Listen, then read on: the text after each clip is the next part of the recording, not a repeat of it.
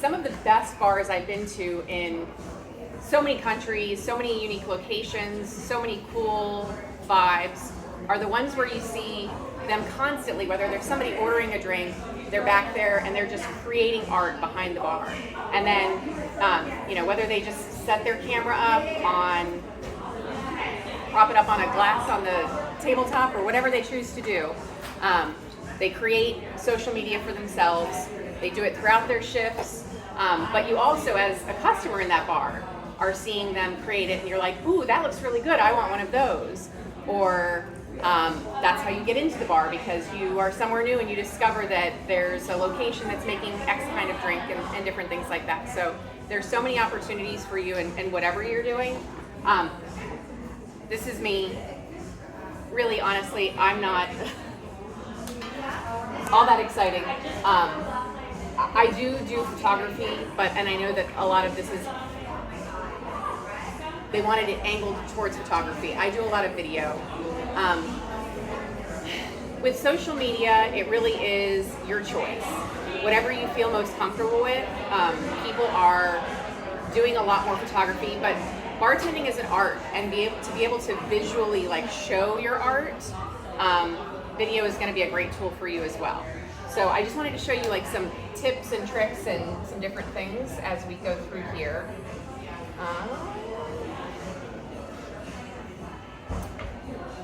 So I'm pretty sure I'm replacing Jules, who was unavailable, who's actually one of you guys, but she's a dear friend of mine, and she asked me to come and talk to you guys about how to do this.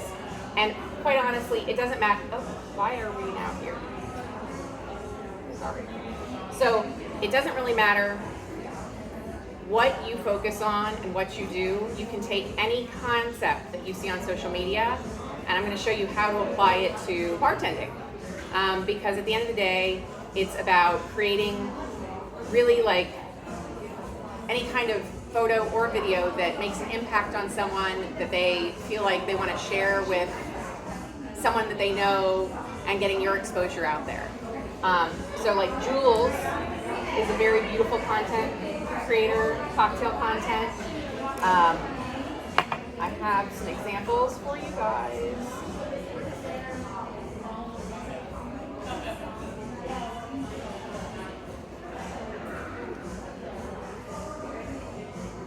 So just because it's a video doesn't mean it can't be a photo. And you can't make your photo, your cocktail photography come to life with movement and motion, things like that. So that's why I wanted to show you this. I think this is a really beautiful example of one of Jules's posts. And just as you're doing anything, or when time gets slow at work, play with stuff like this, and just play with lighting and direction and angles. I saw somebody over here that was trying to take a photo like this. This is not the prettiest background. A beautiful bar might be a pretty background, but sometimes if you have that pretty succulent, oh, I'm so sorry, I didn't realize that was there, I'm so sorry. A pretty succulent like this on a table, you take a couple of your glasses, arrange them around it.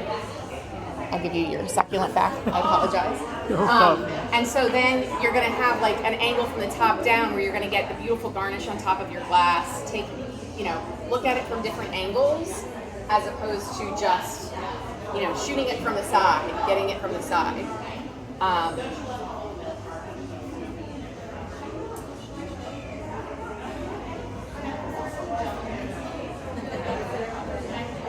Technology never worked here.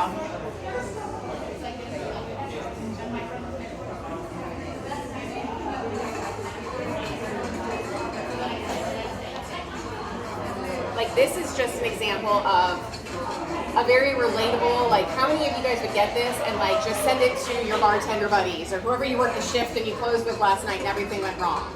So that's why something like this goes viral, because it's highly relatable, very shareable. It's not beautifully artistic, it's just really funny and clever. So these are the types of posts. It's really up to you to decide who you are, what your voice is going to be. But I wanted to show you a couple of different things that are popular, and I don't think you can hear this. He's a boxer. He's sitting in front of the bar. He's like, I'm tired. I'm really fucking tired. I worked until 4 o'clock in the morning. I'm a bartender. So, you know, again, one of those like really viral, relatable. All right, so maybe we'll come back to this in a minute. But like I was saying, in today's world, it can be your resume, your business card. You can use it to get all kinds of opportunities. You should definitely be tagging the brands of any types of liquor that you're using in your cocktails and creating your content. If you're working for or working with a specific location, tag the location. If you're wearing a specific outfit, tag that brand. Who knows what it will lead to? I once worked with a brand partner and made $10,000 for 3 months of content because I randomly posted about how travelers could save money to go on a travel trip. It was called Smarty Pig. It's known as a high yield savings account. I tagged the brand. They contacted me via DM. After about a month of back and forth, it led to a $10,000 brand partnership. You just never know. So tag anything and everything that you are using because it's going to increase the visibility on most platforms where other brands can then share it to their platform. So you get more views, more likes, more comments, more engagement. But you also get more exposure for yourself. And that is what leads to your account growing. And that's what leads to you getting recognized by, oh, this person is always posting tequila because they really love tequila. I'm a tequila girl. So, you know, if that brand starts to see, oh, you know, they're using our cocktails in creative ways, or we really love their artwork or their photography or their videos that they're making, or they're really funny. Whatever the reason is behind it, tagging those brands is how you're going to get that visibility.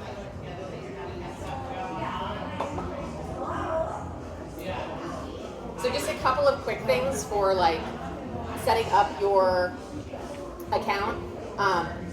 You know, a clear profile photo, it really should be a picture of you or a cocktail if you have a signature drink, but not like a logo or something unless you're doing a bar page or a lounge page or a restaurant page or something like that. If you are doing a personal page, you want people to know who you are, the person behind the account, or like I said, it could be like a beautiful shot of your signature drink. Your username and bio should be specific and searchable. So, Johnny's Bar Adventures, Fort Lauderdale Bartender. Searchable, if somebody searches like Fort Lauderdale, if somebody searches bartender, it's going to pop up. If somebody searches, you don't want it to be just your random, Johnny likes to ski. If you're trying to create a page specifically for bartending. And this can apply really to any other part of your life, but like mixing with Maya or something like that, something fun and creative. Consistency, posting like 3 to 4 times a week on whatever social platform that you're most interested in. I would start with one platform before it can be really overwhelming if you're trying to post everywhere and do everything all at once. So kind of like figure out which one you like and is the most fun, because if it doesn't bring you joy, you won't keep up with it. So, yeah. But which one would you suggest to make money out of it? To make money, I would suggest TikTok or Instagram.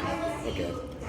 I mean, that's, especially for like this type of thing, I think that those, I'm not sure if you guys are looking for like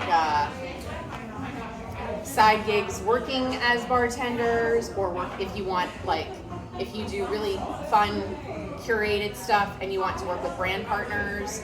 I have a lot of friends that are cocktail content creators, even though travel is primarily their first, but we're not always all traveling all the time. So one couple in particular, they live here in Delray, and they probably for every 2 or 3 videos they post, they work with Aperol, they work with Campari, they work with a number of like the seltzer brands, and they create really beautiful videos of like fun ways that you could explore their drinks. Yes? How would for folks who've not been introduced to composition and lighting, I mean, how would you break it down in the simplest form? I mean, composition is like, you know, I had art classes where they made it accessible to somebody who's not used to thinking about it. How would you do it to somebody who hasn't done it before? So if I was telling someone who has never taken a picture in their lives, I would say, turn the grid on your phone, and the rule of thirds is like an actual photography thing, because I love photography. I take a lot of photos. I think a lot of them are really beautiful. I am not a trained professional photographer. So this is like me talking to myself before I ever took a picture. I would learn the rule of thirds, which is just to put the primary subject in one of the third quadrants of, so you have a grid. Actually, yes, a visual would be lovely. Yes, please. Okay, so you see these grids. Oh, yeah. Like, if I'm taking this picture and you are my subject. Oh wait, why did you go away? It's thinking very hard. Okay, there we go. We're gonna put you in like the bottom third. You see how you're in the bottom third? Okay. And I'm so sorry, this is very hard to do this way and that way, and Right. it would be easier if I actually had a pretty drink or something up here. But so that I would talk about that. Okay. Never lighting from the back. Always look to have your subject like towards the lighting, and then take it from the direction where the lighting is coming from. So like if you have a window there, don't set the drink in front of a window. Set it on the bar and take it where the light is shining through the window at the bar, and you're going to get the most luminous, you know, without creating fake light. Things like that. So that's like basic composition. Yeah, it's a help to think about that. It is an element that photographers are thinking about. That's why I bring it up. And for folks who want to talk color theory, that's kind of a specialty of mine. And then there's different colors have different ideas. Top light kind of creates a very specific, unattractive thing on human beings. Not so bad in your cocktail. Yeah, I mean, on your cocktail, it's going to be a lot different, and you're not going to have, like, you can deal with the shadows of glass a lot easier because typically you're shooting with some artificial light or something like that. So I have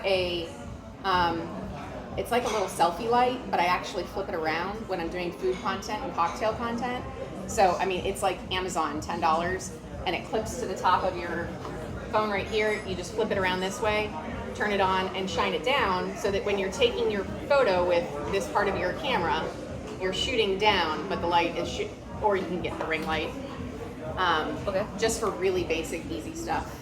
Oh, because it's an element, and those little tips do help, especially for somebody who's never been introduced to something like that. So, thank you. No, great questions. But so what apps do you use to edit your video and put your pictures and video together? So I edit solely in CapCut. Yeah, I mean, yeah. Yelling. It is- Yelling at me. Ah. It is the TikTok editing app. There's a lot of people that use VN. There's a ton of them out there. I like CapCut, and if you're new at this, it's really nice because they have a thing called Auto CapCut where you just select your pictures, or you select and I'll use this a lot for stories when I'm working with brands and I'm traveling, because when I'm traveling I don't have a whole lot of time to like sit down and really artfully put together things that I want on my feed forever. But for a story, it's great because it can just be popped up there. It's there for 24 hours. It gives them exposure, but it will take either your clip of your video or your photos and put them into a reel. If you're using photos, there are several, like I think it's like InstaScroll, that put together like carousels where you can bleed from like one picture into another and make it like really creative and look like you have a graphics background without having a graphics background. Okay, because I was scrolling through your Instagram, and I mean, it's nothing that you did. It's just a copy someone, and it's successful. So you just reproduce, like if something works, so you're just going to redo the same thing. You know what I mean. Instagram has changed a lot, so like that's why I said if it doesn't bring you joy, don't do it. No, but yeah. But so when yeah. you're talking about like how things perform, do I try to like of course I'll try to reproduce it, but I'm at a point where I have a certain amount of following, like around 20,000. I'm posting now because of how crazy it is. TikTok is a little bit more reliable in how it's working and its growth, but it is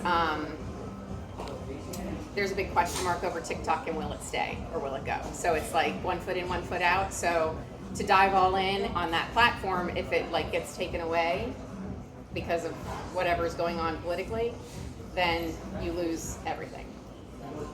Yes, so you just go safe. Well, So- Instagram is where I started. Yeah. So that's where I do most yeah. of my stuff. I do have Yeah. a TikTok account, but I don't spend a whole lot of time on there. I also prefer really curated and pretty, like beautiful pictures of destinations that I visited and things like that. If you are like the funny bartender that's going to do like use humor and bartending, and I have a couple of examples of that, TikTok is great. TikTok loves like less curated, more humor, kind of like the first video of this is what, POV you're a bartender and everything goes wrong type of stuff. That stuff does great on TikTok. But if you want pretty, and TikTok doesn't love pretty. So, quick question about: are you backing up any of the videos? Are you keeping it, or are you just kind of just like using it and then just submitting it and then just getting rid of it? That's a whole big conversation, but yes, I mean, I do keep everything. I have over 90,000 pictures and videos on my phone that are all backed up in the iCloud. Okay. I have 4 terabytes of backup. So yes, I keep everything. I back it all up. Amazon, Google, or is just something completely It's different? totally It's kind of like whatever works best for you. and that really is like hours and hours of conversation just in that question. Okay. Sorry. Yes. Well, I was gonna say, and different platforms attract different audiences. So it's almost like you have to think about who is this for? What's the intent? Like, I mean, TikTok is gonna be a certain age bracket. Obviously, Facebook is gonna be a certain age bracket. Instagram is a little bit more something like that. In very general terms, you are correct, but I think that is changing. Really? Yes. Okay. I think that like more people are gravitating to TikTok. More people are using Instagram like TikTok, and where they just doom scroll and don't really engage with content. And the way that Instagram is like reading that is messing with the performance of people's content. So it's been a challenging little bit on Instagram. What about YouTube? YouTube is great. It's just long form. It's more made for long form. They do have YouTube Shorts, which are very much the same thing as like an Instagram Reel.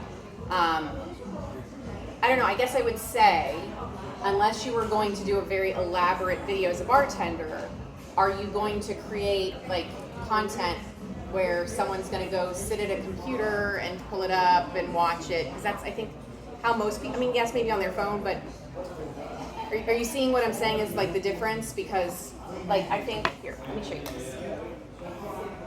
This might be helpful.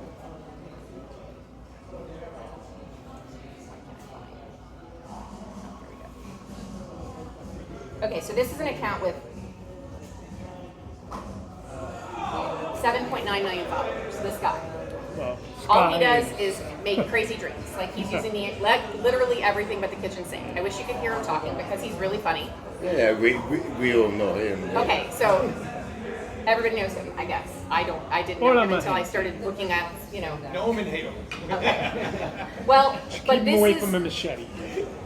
but this type of thing, like if you had a classic cocktail, I'm saying going over the top with how you present it. Not that you need to be this guy because you don't want to copy anyone, but I'm just giving you an example of why he chops up a cake and puts it in a blender. That's like, wow, what is this guy doing? I need to watch. Where is this going? So taking the things that you do and thinking of how you can make it, and it doesn't have to be like that over the top, just how can you make it a wow, and a wow from the start, and capture their attention. I do have like an actual whole like thing to go through, and I can email it to you, Greta, if you want to send it out to everyone. That would be notes that does talk about like hooks and like starting your carousel or your Instagram reel to like grab their attention, and how you can take, if you see something that's, you were talking about performing well, that's performing well, and I'm going to use myself because I'm travel, so it would have nothing to do with bartending, but you like see something that I do, and you're like, oh, okay, I see how I could like rework that and make it work for a bartender. I'll give you an example. Sorry, we're skipping ahead because we started asking some questions. So, a 5-minute reset to change your mood anywhere. Like, that's very guru-y, like motivational. The 3 ingredients that turn your cocktail night around, no shaker required. Like, so it's the same like building blocks. So here are 3 different like bartender adaptations. The 60-second reset every bartender needs mid-shift. How to shake off a bad night behind the bar, literally. Obviously, you're doing something with shaker in that content. So you can literally look at anything that you take inspiration from. It can be the dad blog. It can be the guy who talks about politics. Like whatever you follow and you're like, oh wow, that's catchy. Now how can I like relate it to drinks or relate it to bartending or relate it to my favorite cocktail or my favorite brand and create something. So it's really kind of taking a spin on, and I have like a whole page of those for you guys. So I'll send them to Greta to send them to you guys. Yes, please. While I'm trying to figure out where I was.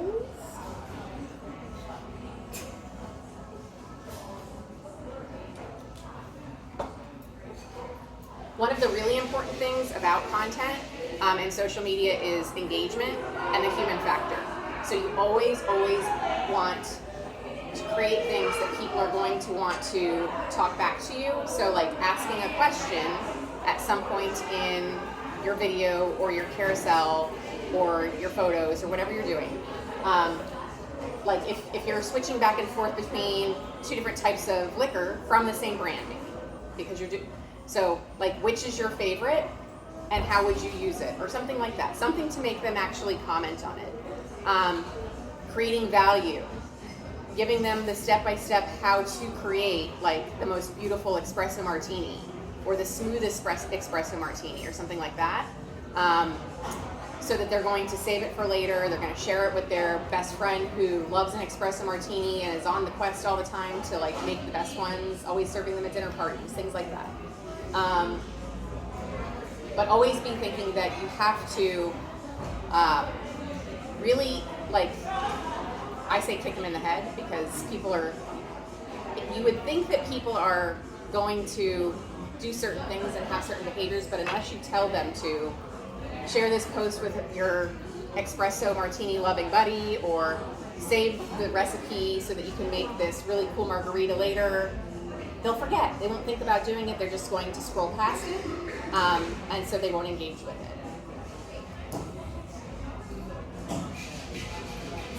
Also, I think it's really important talking about, taking photos and the photography. Telling the story behind it is really what social media has turned to. So it's not like just here's my cocktail. It's here's the inspiration behind my cocktail. So like in the caption somehow like you can talk about you were on a trip to somewhere and you were really inspired by this drink that you had at this bar and you recreated it. Or those like little nuggets, putting them in there really make people feel more attached to you and your content. Also, your captions, hashtags they're not dead, but they're not as important as they used to be on any given platform. And all of the platforms are now SEO searchable. So I don't know if you know what SEO is. It's search engine optimization. It started out as a way that websites were searched and found. So if you were searching for a recipe for the best margarita with a certain type of tequila or something like that, and you typed it into Google, and it would pop up and it would give you the recipe that you were looking for. So now when you search and you put those keywords in, think about how you create your caption, because things that are searchable, like cocktail drink related search terms and words, are going to bring people to your content.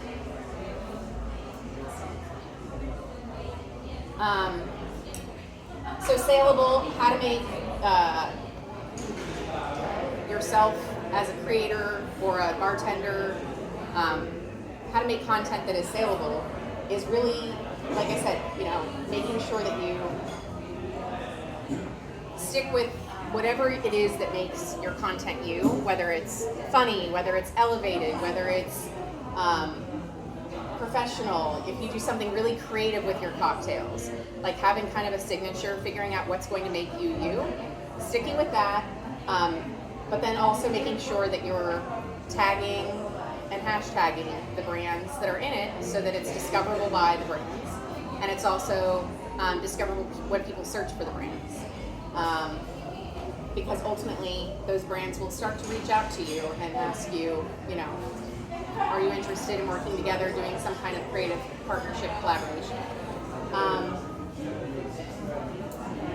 Shareable content, that would be like 3 mistakes every bartender makes without the bitters. How to make a cocktail look expensive.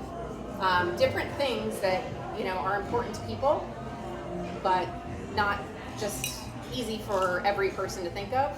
You guys can share things like that, and if the content is savable and shareable, those are really the ones that are the content that's going to perform the best.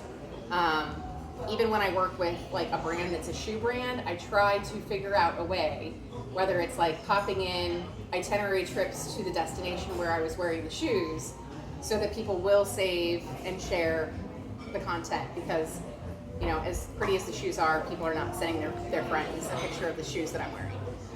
So always thinking of ways to kind of tie that into whatever piece of content you're making. I have those hooks and things to send out, so I'm not going to take time. I think that really it's just use your highlights. That's when you make a story, and then you save the story to the little round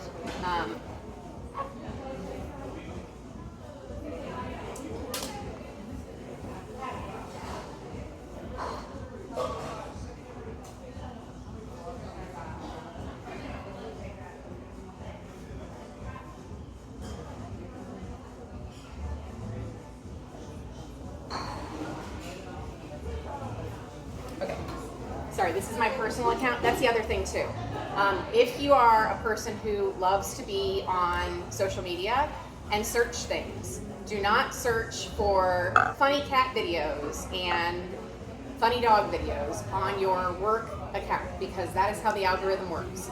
So Jules and I are not friends on my personal account, but we are Facebook friends. So that's neither here nor there. My point is, I don't have a lot of people connected to this personal account, because this is where I go search for anything and everything random that has nothing to do with travel, because I want my content to find a travel audience. So when you go to your little kind of For You page, whatever you're scrolling and seeing, that's what it thinks that you're creating. When you create content, it thinks that that's the type of people that it should be sending it out to.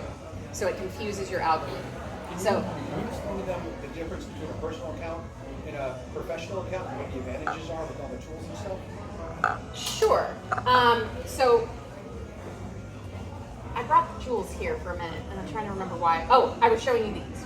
I will say that in 1 second. So these are just the highlights. So when you create a story, you can save them to highlights.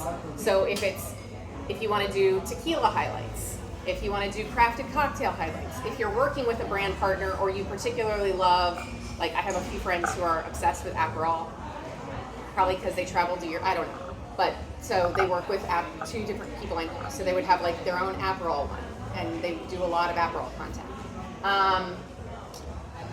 I know it's not the most creative thing in the world, but they do.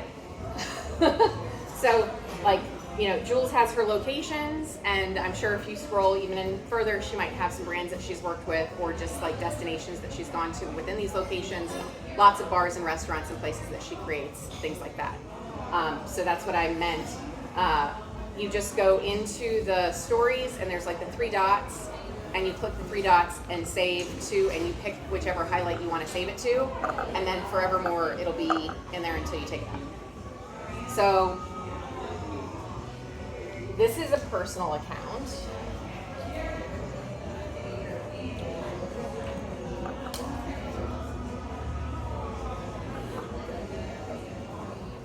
Okay, so see, like, this is what is in my, like, For You page. It's basically telling me, like, hooks and things about content and all of the research that I do to see, like, what's trending, what they're kind of saying you should be doing here or there.